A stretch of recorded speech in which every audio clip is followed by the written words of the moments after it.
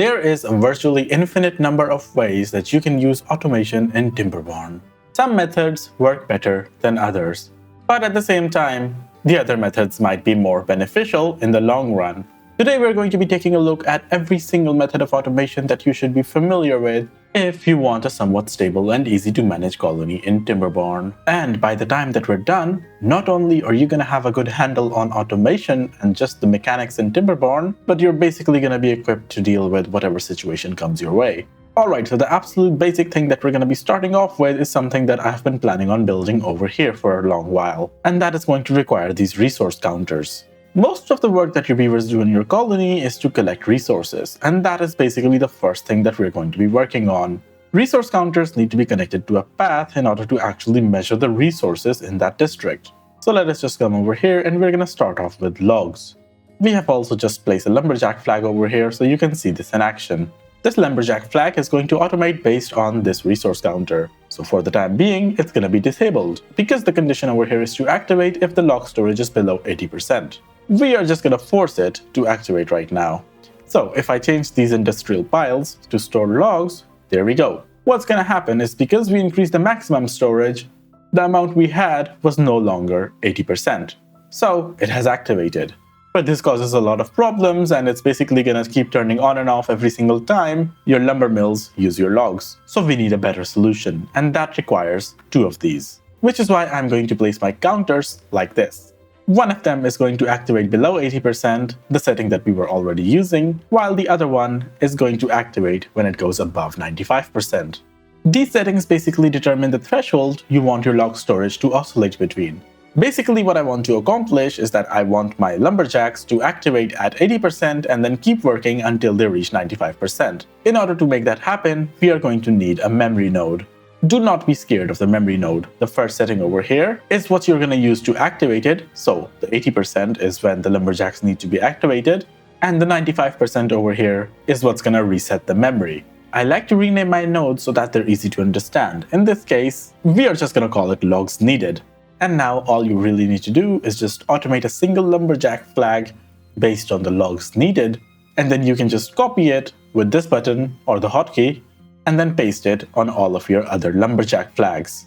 The last one should be over here somewhere. There we go. Oh, and if you don't know whether you've found all your lumberjack flags, click on this button up here, go to this third tab, and you can scroll down to your lumberjack flags, and you'll be able to see all of them. Now, thankfully, if you just want to use this for other resources, you don't need to use your brains ever again. Copy this one over to this side, and that one over to that side, and then just place a bunch of memory nodes as well. And then all you need to do is just update the resources over here. So those two are going to be planks, those two are going to be gears, that's going to be treated planks, metal blocks, and finally Badwater, and good old regular water. Then of course you also need to upgrade all the memory nodes to follow the resources in front of them. And this might be a tedious process, but you basically only have to do this once and then you never have to come back here. Hey, I got it all done before my bots even built it, okay? That's how fast this was. Yeah, the more annoying part is actually naming all of them. But hey, naming them is kind of optional. Let me just automate these smelteries. There we go. Oh, and I forgot the metalsmith, which is an Irontail exclusive. Let me place another row over here, just like that, and I'm gonna mirror this as well, just to, make it annoying for myself. Yeah, and these are going to be the screw bolts, okay? And then the metalsmith down here can just automate based on this memory node. Metal parts needed.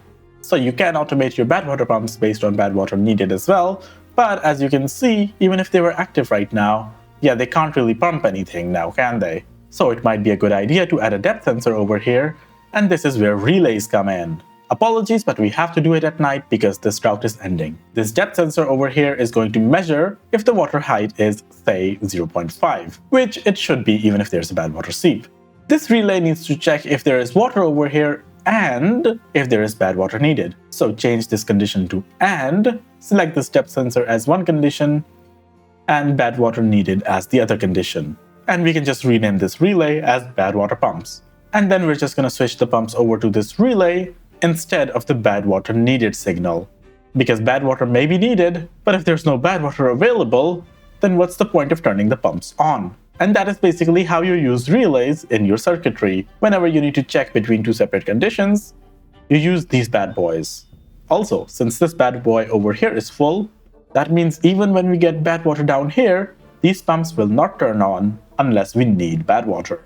There we go. This depth sensor is on, but the relay is still off. But if I just build this medium tank over here, which is going to store bad water, there we go. The pumps have now turned on, and they will remain on until the amount of bad water that we have is above 95%. And the best thing about automation, in my opinion, is the fact that it lets you overkill on pretty much everything without overextending your population.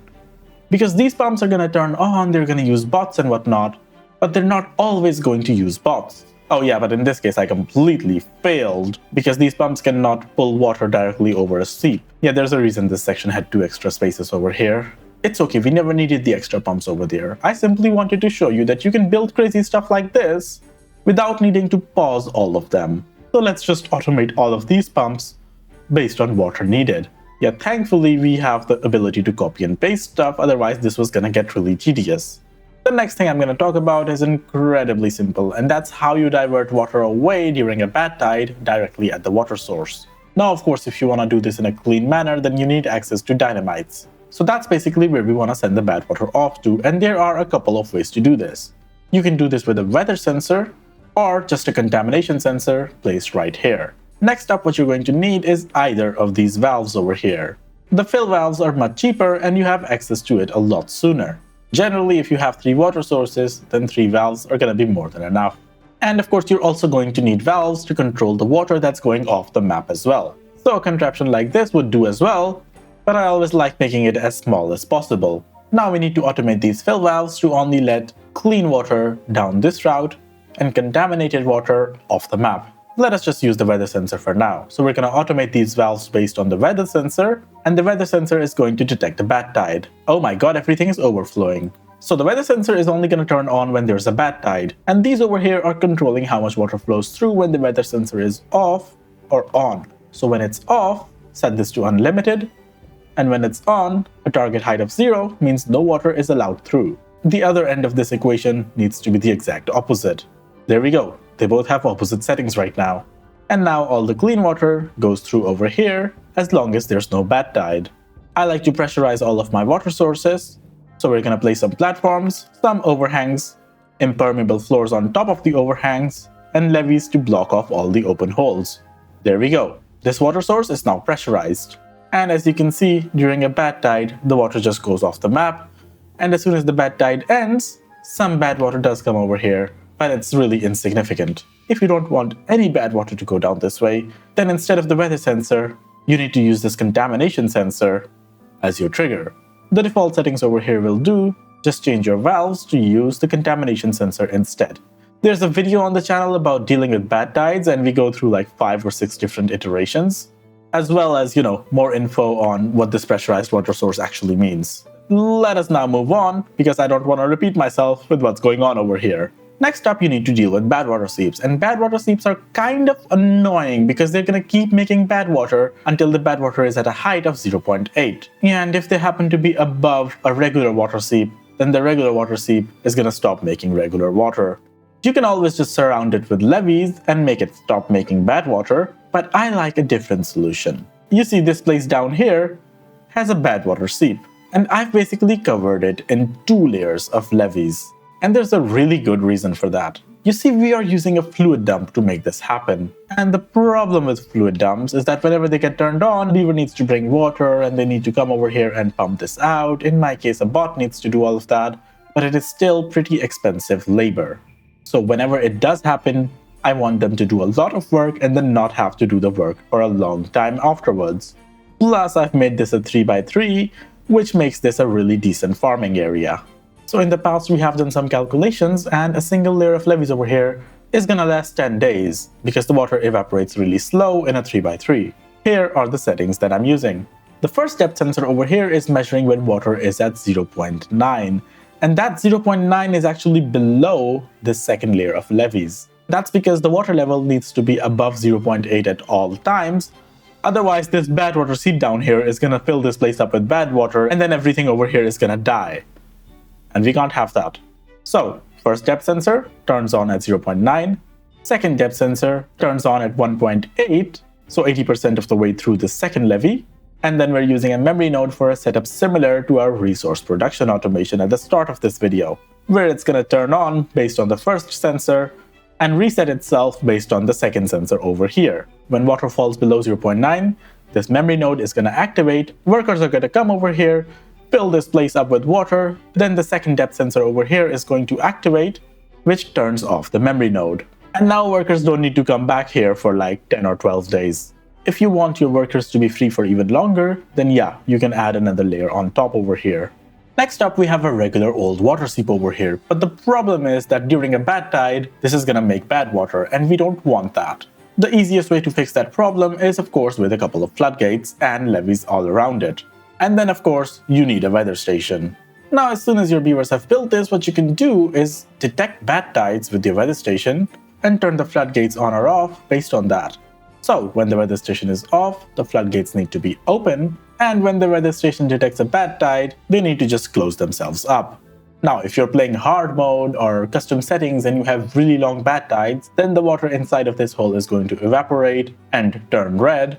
But honestly speaking, depending on how big your reservoir over here is, it might be a really irrelevant amount because it's only, not even 4 cubes. But let's say you don't want to do that. You want to be really crazy about this. And that is basically where we use a fluid dump over here and automate the fluid dump based on this weather station as well. So the fluid dump over here is going to be paused during the good times, and it's basically extra labor for your workers to do during bad tides. Because this place of course constantly needs to be filled up with actual good water.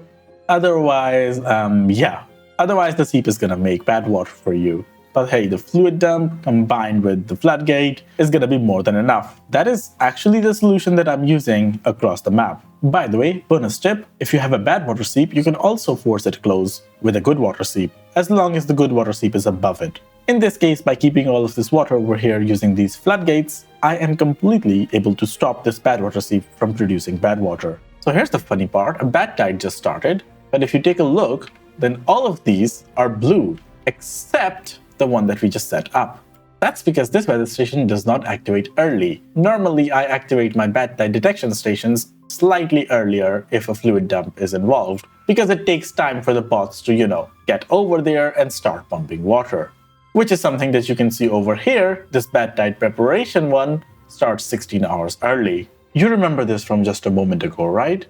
Well, you can use the exact same technique once more, combining 2 depth sensors with a memory node in order to irrigate whatever you want, wherever you want.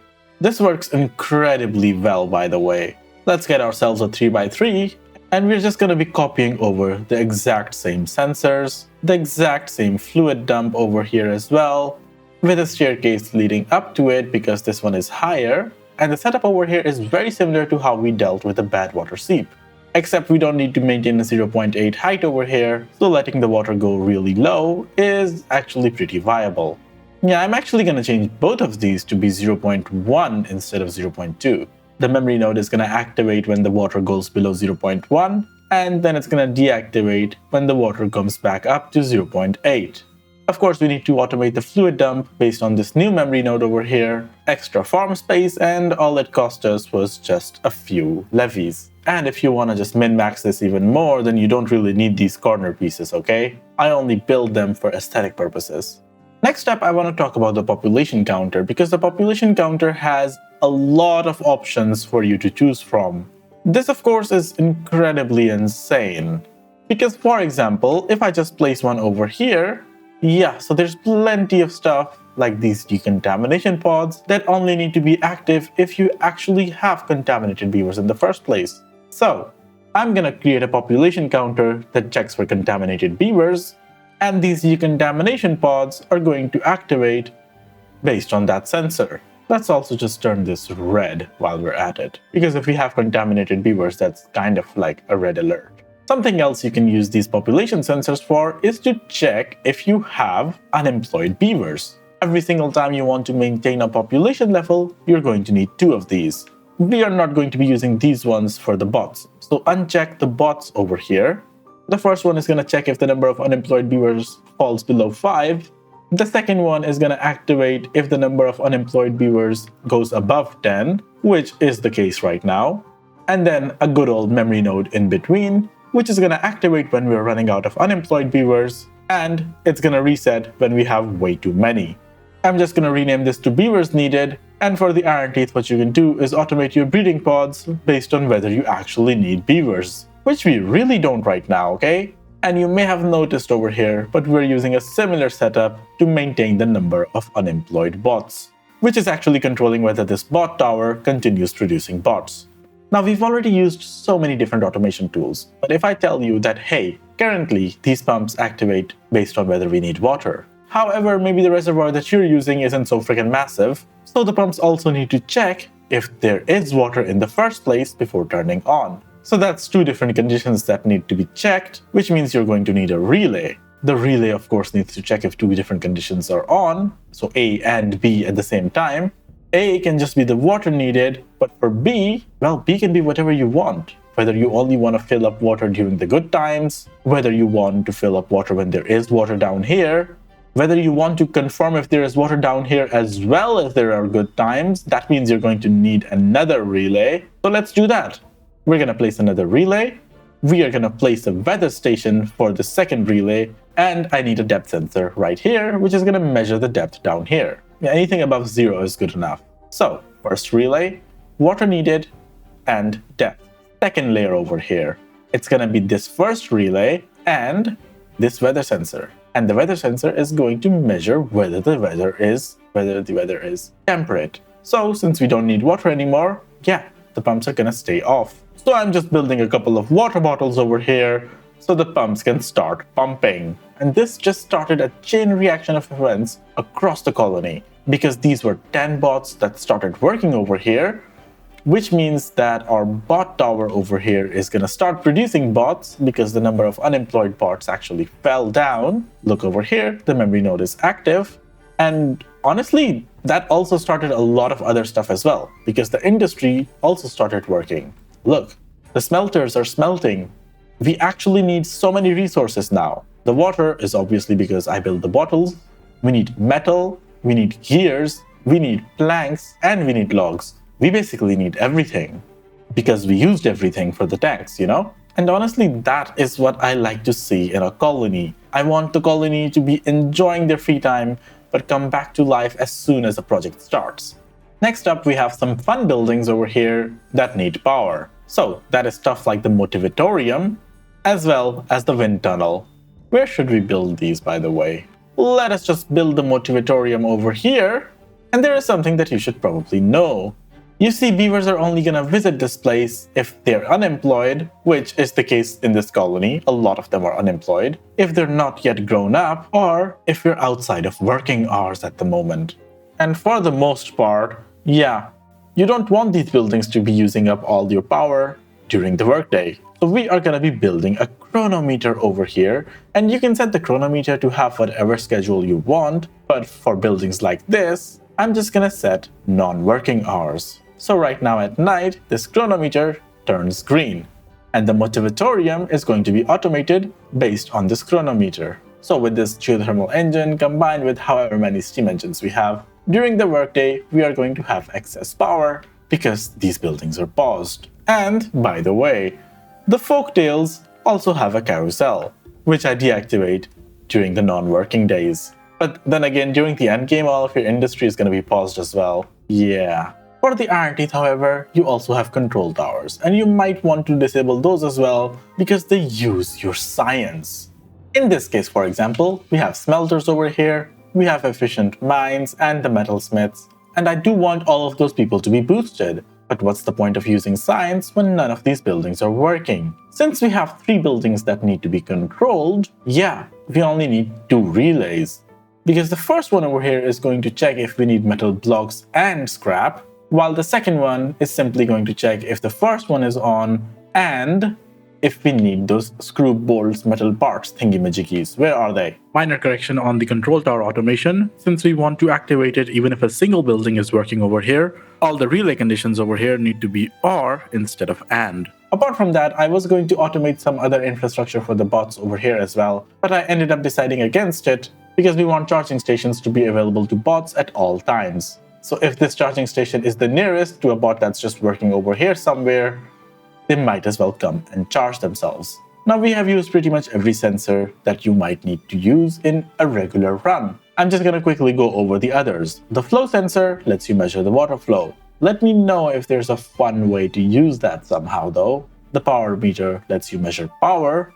The science counter lets you measure science. So for example, if you're running low on science, or if you're making science with beavers, you can use this to turn off buildings. The indicator is just a light that you can toggle based on other sensors. Speakers are self-explanatory, firework launchers, detonators. The timer is something that I am using over here instead of the 2-depth sensor method. Whenever the water level falls below 0.2 over here, this timer turns on. It stays on for 1 day. And if you want to manually turn the timer off, similar to how you would with a memory node, you can use this reset option. Basically, you can think of a timer as a fancy memory node where you can delay how fast it turns on, and you can also turn it off after a set time. That is basically it. Oh, by the way, something super important. You can make gates now, and you can also automate the opening and closing of these gates using sensors. So for example, when a gate is closed, the path is just no longer accessible to beavers.